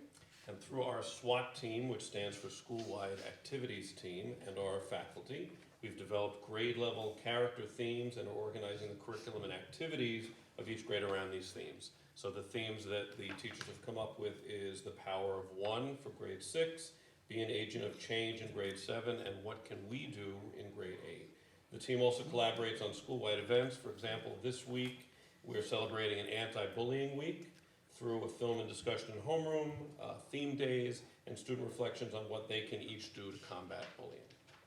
We're continuing to expand upon our implementation of curriculum-related cultural competence and human rights issues in our curriculum, including the units such as Long Walk to Water in the 7th grade and Civil Rights Literature Circles in the 8th grade. And we're working to develop service and action opportunities for students in grades 6 and 7 to create a pervasive dedication to service learning and build towards students' community projects in grade 8. We're also continuing to develop and refine our 8th grade community project, moving the focus away from fundraising and towards more direct action. 8th grade students will continue to develop a deeper understanding of Holocaust, anti-Semitism, and genocide when they have the opportunity to hear Holocaust survivors speak when they visit us in the spring. And our social worker, Sharon Charles, will continue to push into classes in grades 6 through 8 for various lessons, including sessions on character development, empowerment, and embracing one another's differences. In coordination with Pelham Together, we're working to bring back Rosalind Wiseman to work with our faculty, our student ambassadors, Student ambassadors will be charged with spreading and modeling good character through various roles in our school community. This year, as part of our efforts to keep students to have a greater voice and agency in decisions, those ambassadors will be collaborating on school-wide activities, development of No Place for Hate activities, consulting with Dr. Champ and the Superintendent's Advisory Council, participating in Youth to Youth Summit, which is hosted by Pelham Together. So just as an example, while the anti-bullying week came out of our SWAT team, Lynn and I held 4 sessions with groups of 10 students each to run everything by them, make sure that this jived with what the students felt would work and would be appropriate. In addition, we're working with our librarian to analyze the library collection and continue to purchase resources focusing on diverse voices and perspectives, as well as to showcase them through rotating displays. So for example, so far this year, September focused on Hispanic Heritage Month, and October focused on LGBT History Month. We're continuing to analyze and monitor our disciplinary data to aim at reduced student suspension while maintaining a positive school climate. And our newly introduced GSA, which now stands for Gender and Sexuality Alliance, my pronunciation gets a little weird after 10 o'clock, provides a safe space for our LGBTQ students and their allies. Our mission is to build community and organize around issues impacting LGBTQ plus students. And just for the record, this has now become the 2nd most popular club in the entire middle school after Art Club. We're also working to develop Pelham Education Foundation grant in order to continually fund our cultural competence efforts as we continue to grow. And finally, there is a student-developed initiative relating to cultural proficiency and a positive school climate, which I can't tell you very much about. It's called Top secret. Project. And that's all I'm going to say. Stay tuned. Thank you. All right, and to round us out at the high school level, Mrs. Clark. Not as extensive. But we've been around for a while working on diversity, as a matter of fact. 2014 and 2016, we had representatives from the ADL come and do staff training on anti-bias training. So since then, we've been doing a variety of other activities. For example, last year at the faculty meetings, we talked a lot about Speak Up at School and how to respond to everyday prejudice, bias, and stereotypes. This year, we're working on Let's Talk, discussing race, racism, and other difficult topics with students.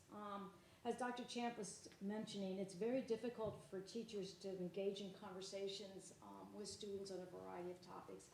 And that's where I know Dr. Thompson and I have been working, especially as far as how to roll out the civil discourse for the social studies curriculum, because this is where you need to have these safe places to have these conversations. And with the upcoming elections next year, these are concerns I know that our teachers are already grappling with and are wondering how they can go about presenting a completely objective venue, which they will, without a doubt, but they are having some questions as to how to do it most effectively. The high school also is applying for the No Place to Hate initiative with the ADL. The same format, we have to present 3 different assemblies. There has to be documentation from the students that they have signed a pledge. So the same format we have to follow with the high school, we follow with the middle school. The first day of school, we had a anti-bias, anti-hate presentation. There was an opportunity for the students to respond. We've had 2 forums to hear what the students are saying, giving us examples of what they have seen as far as bullying or issues of prejudice or stereotyping from their peers. So we've chatted with them, and they've given us some suggestions as to what else we should be able to do to help facilitate this whole process. I've been working with Dr. Thompson as far as looking at our curriculum. I've ordered 2 different versions of the ADL Confronting Bias, Working Toward Equity curriculum. I've also found that recently with the Literacy Committee that some of the 9th grade English teachers are actually having students choose a variety of books that have to do with an author that they're not familiar with, usually one of diversity or a book about a different kind of culture from where they are, and then they're having to write empathy journals. And as you hear from conversation, empathy and understanding of one's culture is sort of tied together. Our faculty meetings, as I've said before, in prior years, we are focusing on exactly what Dr. Champ says, every opportunity to talk about some of these issues, we are spending time to do that, and that's the forefront of my personal goal that I feel very strongly about. An application to what's actually happening with cultural competence, as FACE was on last year. One of our teachers, we talked about what we can do in the high school, and our student government, as a matter of fact. I mentioned this year we have almost 40 new students coming to our school from the beginning of the year. In fact, one just started in the quarter on Tuesday. And we're finding that they're having a difficult time because they're new to our school, and then what? They're sort of just on their own. So based on the fact that the cultural competence cohort last year came up with an idea of maybe the student government, like the senators, can help facilitate mentoring these new students coming into our school. So that came out of the first cohort last year, as a matter of fact, so that's a real life application. So, you know, we're plugging along. We've got a lot of the curriculum work that we're doing. It's embedded what we're doing along with the diversity. It's not in addition to. We're trying to find every opportunity to marry them together, so it's not something additional that we're doing. So you might not hear about things when you speak to your children, but we're trying to embed it within the curriculum that we're already doing now.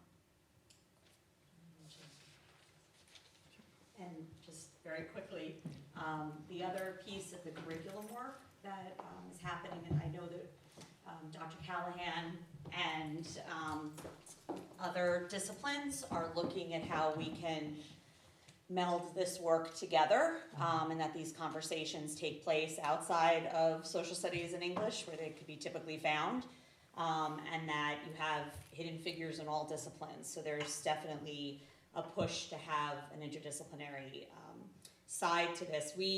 The point about civil discourse is something that we started to really look at deeply in the last election, and the fact is that there are many protocols available to help students and help our professionals navigate these conversations so that everyone feels like they can contribute and be respected. We feel that students need to be explicitly taught these skills, and so we're going to be exploring them all the way down to grade 3 through grade 12 over the next year and a half. And then the last thing I wanted to mention, there are many, many resources available, and it's a very complicated process to search through all of the resources, but we have experienced teachers that have been trained by Facing History and ourselves. We have teachers that have used the teaching tolerance materials, teachers that have used the materials from the Anti-Defamation League.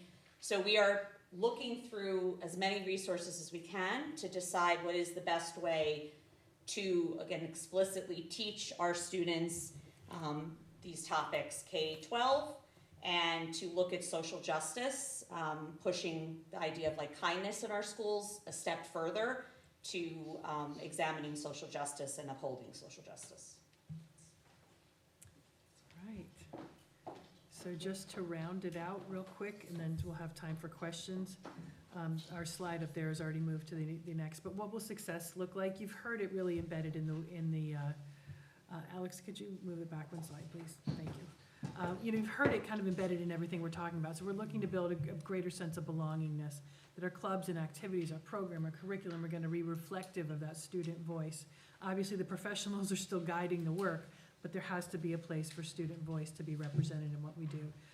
The really long-term work is the curriculum, instruction, resources, all those things being examined, using protocols, using rubrics, and being tweaked so that we're more culturally responsive to our student body. Greater independence, but interdependence between school and community. Those are the partnerships that we talk about. And there's huge overlaps here with authentic learning and whole child as well, which are obvious to see. Inclusive culture that finds unity through celebration of our diversity, and the staff that's more reflective of our student body. These are difficult things to measure. That's the hard part. we got a lot of feedback in thought exchange about metrics and measurable outcomes and those kinds of things, and I hear you. This is the challenge. These are, I think someone referred to them in another meeting as kind of softer things to measure. So, going to the last slide, there are some metrics that we're going to watch, of course. We've shared some of those with the board. We're going to continue to do, we're going to take a break from thought exchange for a little bit. I think some people are a little stressed out or worn out on thought exchange. But we're going to use that periodically to get some feedback on how we're doing. We may use other surveys. And a lot of the plans involve surveying our students to find out about climate, to find out about interests. So we're going to continue to do various student parent surveys. We're already, through strategic planning, took a look at what is our enrollment in our rigorous coursework, and Lynn alluded to this about the middle school. We've got open enrollment, but we've got a pipeline issue. If we don't have open enrollment, and if we're tracking students at the middle school level, we're never going to get true open enrollment at the high school level. So we've got to take a look at how we're managing our student groupings at the middle school if we want true open access. Student achievement and discipline data, we're looking at where are disparities, how do we target those, and how do we reduce those. Demographics of our staff as compared to our students. That's very easily found information, and that's something that we'll be chipping away at. Certainly looking at our staff completion to the point of when do we want to see all staff trained. So we'll be looking at what portion there is now, mapping out where we want to be and how long, and tracking our progress on that, and the big work of looking at our our curriculum resources and programs over time, and growth in community partnerships. So those are things, again, that we will be watching. We'll be reporting out on those. They don't tell the whole picture, but they're definitely some snapshots and benchmarks that we can watch as time goes by. And I think the big piece will be the surveys and the feedback, the more qualitative side of this as we move forward. So with that, we'll open it up to any remaining questions from the board. First of all, I just want to say thank you to everyone who presented. It's incredibly impressive. I know we're at the bottom of the pyramid, but to see how much tactical work is being done in addition and maybe alongside with the strategic work, I mean, it's really impressive to see, and I think that's where change is going to come from, kind of layering both of those. And Lynn, I appreciate you bringing up the difficult issue, because I think the more of the work like this that we do, the harder some of these issues are going to be, right? So we have to be willing to discuss them here and with you, because I think that it's going to bring up some difficult things, and that's just one of them. Open access for one to start. So thank you. So I want to say thank you as well, and I hope a lot of people are watching this meeting, because I think for the large group of people who were concerned about curriculum and how diversity is being taught at our schools, what was explained here will answer some of that. And what Dr. Thompson and Mrs. Clark said is that some of that is explicitly taught and some of it is implicit. And I think it's probably harder to explain to parents the implicit teaching that our teachers are receiving and have been receiving for many years, because that may not be something that a child would be able to explain to them when they said, "What did you learn at school today?" So maybe for us, part of our work as a district is how to communicate more to our parent body that this has been going on and is something very important to us. And one of the words we're using in our wellness meetings is this is the climate here in our school. And so I think that's another task for us, is to better communicate to parents that we're really working on this. So thank you. Agreed. I'm once again impressed by all the work that's already going on, and how this new strategic plan takes so many of the great things from the previous strategic plan and just organizes it in such a clear, more directive kind of way to continue all that good work into the future. So I'm really impressed by everything that we heard tonight, and I agree with you, Leah, that I think communication is the key, because oftentimes there are critics out there, and a lot of it is that they just don't know what's going on. If we're going to spend all this time on this good work, we want people to know about it. I just have an observation. Obviously, there's a tremendous amount of work that's being done. It's a huge number of different endeavors by a lot of different people. And I guess my observation is that it's got to be hard to sort of figure out what's working and what's not working as well. And do we have an approach to sort of try to track that, try to track the things that are getting success, are getting traction, and those things which aren't really. I mean, there's a lot of initiatives going on here. I don't know that I have a solid answer to that at this point. I do. I mean, think I know some of it's, I don't think it's Yeah. easily answerable. No, and that's where I think some of, looking at these metrics to watch, that's gonna give us some indication. I'll use the example of open enrollment. That was a very easy one, because when we looked at the strategic plan data, we specifically asked the consultants to do a little extra analysis about our enrollment patterns. Because if kids aren't going into high rigorous courses, we're not gonna necessarily be changing the outcomes. And that's, we could see in there that there still was disparities. Where we thought, okay, we opened the doors, but we're not seeing really significant change. We're seeing a little bit of change, but not to the degree we wanted. So I think we've got to find those kind of measures and then take a step back and figure out, okay, it's not moving the way we wanted it to, why not? Or it is moving the way we wanted it to, this is clearly working and doing more. So I think it's gonna be a combination of data, and we always talk about multiple data points, and I think this is another one we're gonna have to genuinely look at. A couple different factors, we're gonna have to come back around the table on a pretty frequent basis. And that's part of too why I would say it does at times feel like we don't have everything for the next 5 years mapped out, because we don't.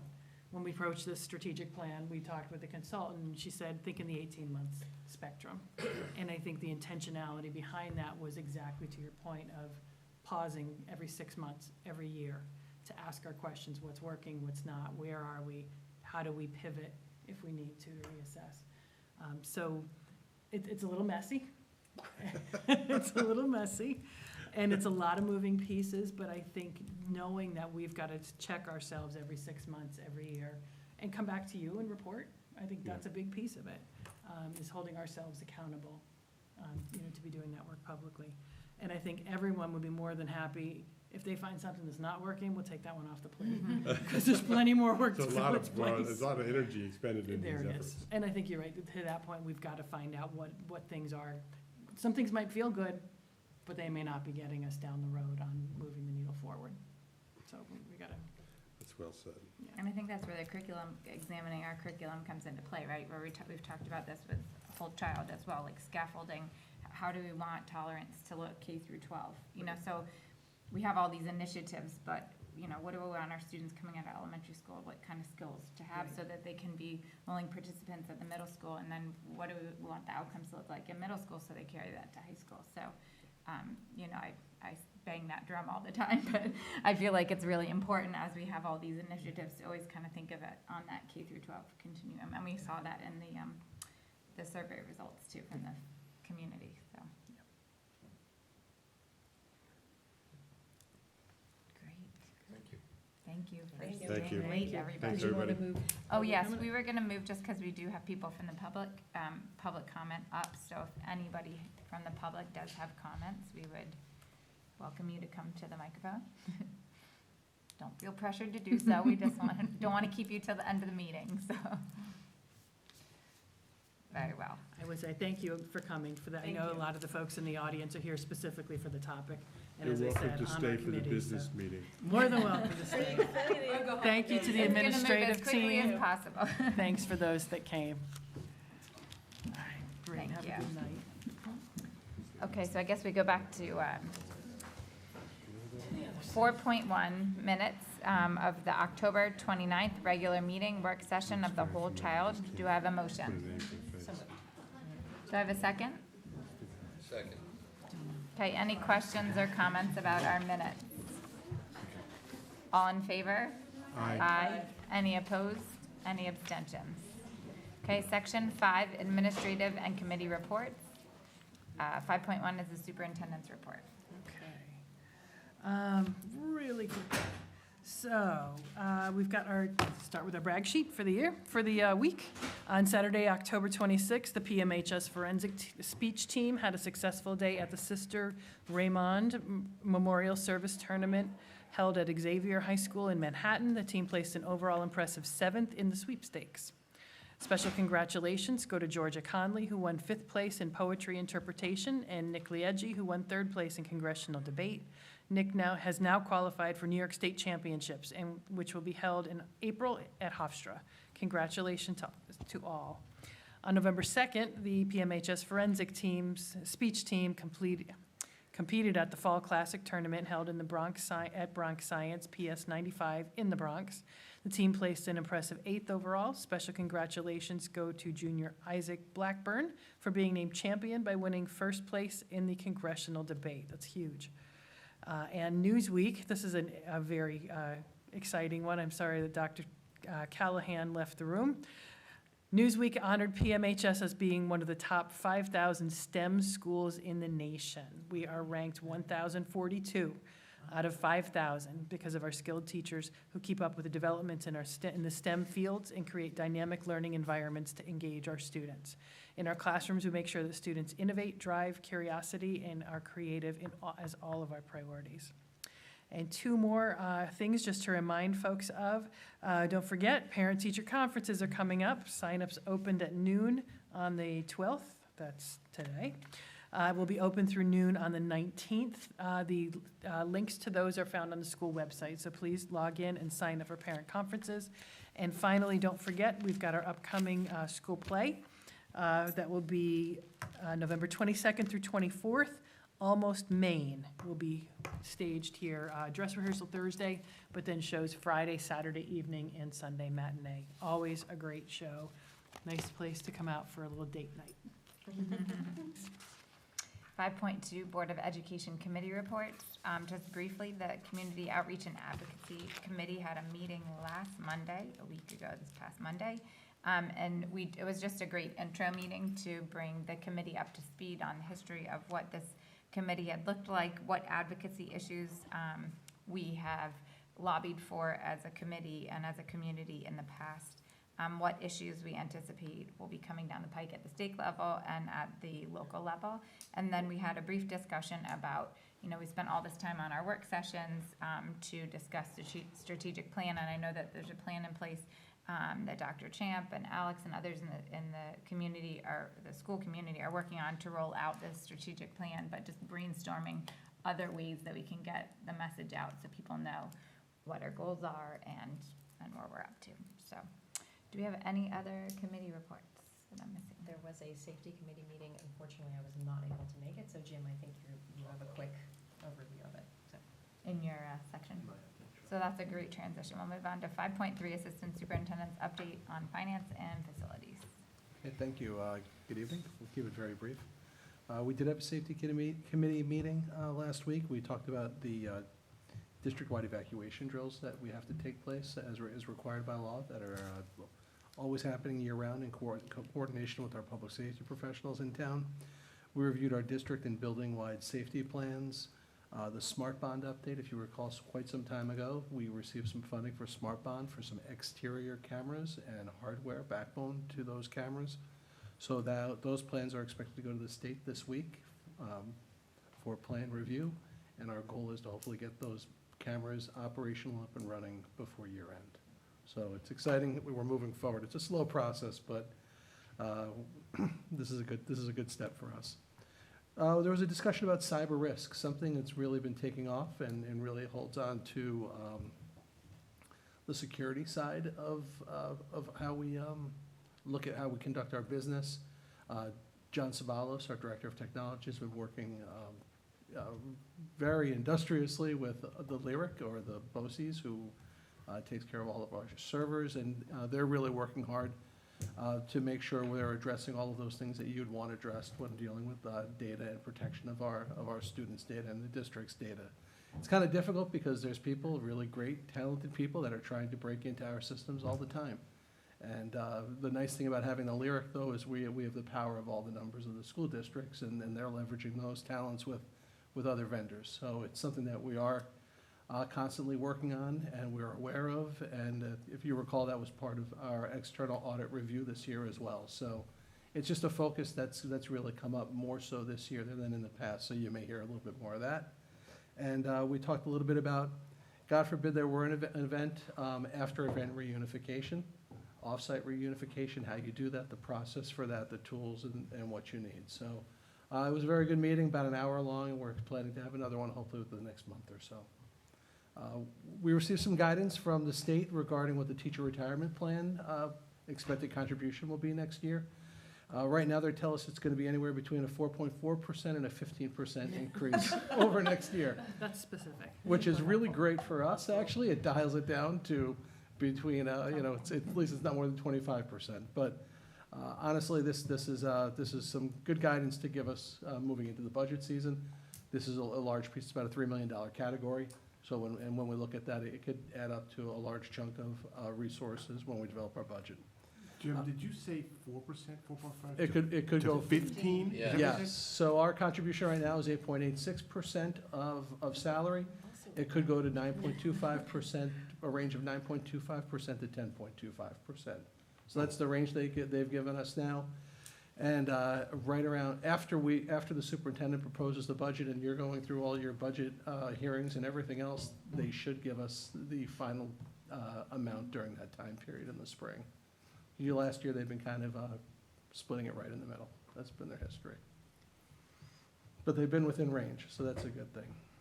The fund's also 103% funded, so it's in a good place right now.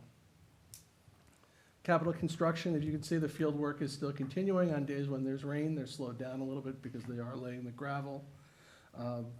Vinny's been getting a lot of paperwork on the field designs and working on the CAD, so we're trying to hopefully get the carpet ordered. And if it's tough to say it on a day like today, but if the weather is cooperative and the temperatures do come up again, we are still on the very slight chance that we have favorable weather. We want to at least make sure that opportunity provides itself. So that's why we're working so hard to get the carpet. The bids came back for the middle school, high school renovation, as well as the roofing at the annex and the repointing. They came back favorable. Triton and KG&D are still evaluating those bids and meeting with the low bidders.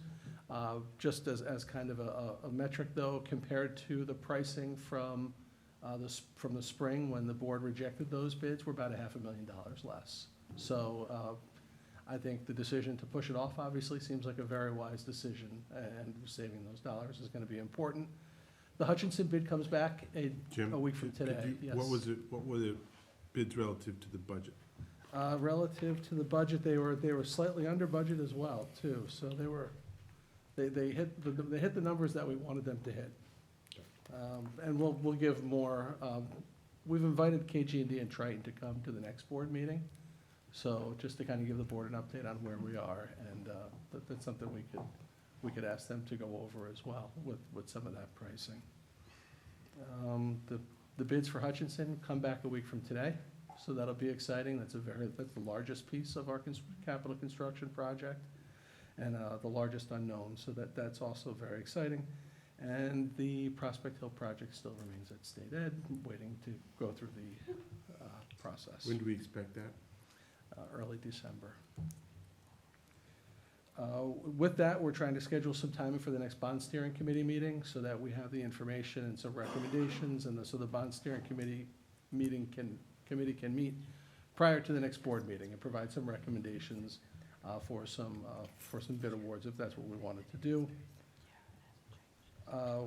Again, for the agenda this evening, we've got some standard business items, transfers for reallocation of salaries and for some textbooks. We're asking to engage the services of a company for a utility invoice. We did this last year with our telecommunications. Basically what happens is a company comes in, they'll review our utility bills. If they find any savings, they get 35% of those savings for 1 year, the 1 year savings that they find, and that's it. We did this last year, they got 50% of the savings, so this is 35%. We've never had this done before, so it'll be interesting to see what they find. And there's no minimum cost? There's no minimum cost to the district, just the savings, 35% of any found savings. We're recommending the district rent pool time at a different pool for this season at the former College of New Rochelle facility. So we're able to get that better pool time, full pool time at that location. So it's a few dollars more. That's not increasing. We're not transferring money or anything for that. It sits within the athletics department's budget. It's a third party that's running it for Mercy College, who's at the facility right now. And then the other one is just we're asking you to designate John Condon as a representative to deal with the Westchester County Board of Health for sewage. We're happy to recommend John for that. Lucky One more thing to add to it. And he's not here, right? And he's not here, he missed the meeting, so, yeah. That's what happens. Okay, this brings us to section 6, which is the policy monitoring and governance. 6.1 is policy 5661, wellness. It's our second reading. Yeah, so second reading, nothing obviously has changed since the first reading, but if anybody has any questions, happy to address those. Nothing? Okay. The second policy, investments, it's our first reading. This policy was approved just about a year ago, and there was only one small change. It is in the section called, authorization. The very first line, we added that the Assistant Superintendent for Business may invest funds consistent with cash flow forecasts, which was not previously in there. This was reviewed by the Audit Committee, and that was their recommendation, so we've put it in, and we're happy to do that. So if there are any questions, I'm sure that Vinny and Jim can answer them. And this is another one that we review every year. Right? We do it every year, yeah. This is the second one. So if there are no questions, I recommend that we waive the second and third reading, since we do this every year. We've just recently done it. Okay. Do I have a motion to waive the second and third readings? So moved. Second. All in favor? Aye. Any opposed? Any abstentions? Okay, so then I'd like to take a motion to approve policy 5220, investments. Do I have a motion? So moved. Second. Any questions or comments? All in favor? Aye. Any opposed? Any abstentions? Very good, that's 2 in the books. All right. Section 7, financial reports and motions. I'm going to take a consent agenda for 7.1 through 7.7. Do I have a motion? So moved. Second. Any questions or comments? Jim, you touched on all of these, I believe. All in favor? Aye. Any opposed? Any abstentions? 7.8 is motion to accept a donation. So I'll read that. Be it resolved that upon the recommendation of the Superintendent of Schools, the Board of Education and Pelham does hereby accept the monetary donation of $1,332.98 to support the lunchtime intramural program at Siwanoy School, and that gratitude be bestowed upon its donor, Siwanoy Elementary School PTA. So do I have a motion? So moved. Second. Any questions or comments? All in favor? Aye. Any opposed? Any abstentions? Okay, section 8, we're gonna consent 8.1 through 8.4. Do I have a motion? So moved. Second. Jim or Steve? You wanna add Any highlights? Any highlights? We just want to thank Carla Mattis, who has sent her letter in, her intent to retire letter for her many years of service. And we'll be recognizing all the retirees at the end of the school year. Very good. Any questions or comments from the board? All in favor? Aye. Any opposed? Any abstentions? Section 9, People Personnel Services, Schedule D. Do I have a motion? So moved. Second. Any questions or comments? All in favor? Aye. Any opposed? Any abstentions? Section 10, New Business. Always seems like after a long meeting, how could there be anything else new? But anybody have anything to add to the mix? We already had communications and comments from the public, so Eileen, Section 12, adjournment of the meeting. Madam President, would you entertain a motion to adjourn? Yes. Do I have a second? All in favor? Aye. Any opposed? Any abstentions? Thank you. Thank you, everybody.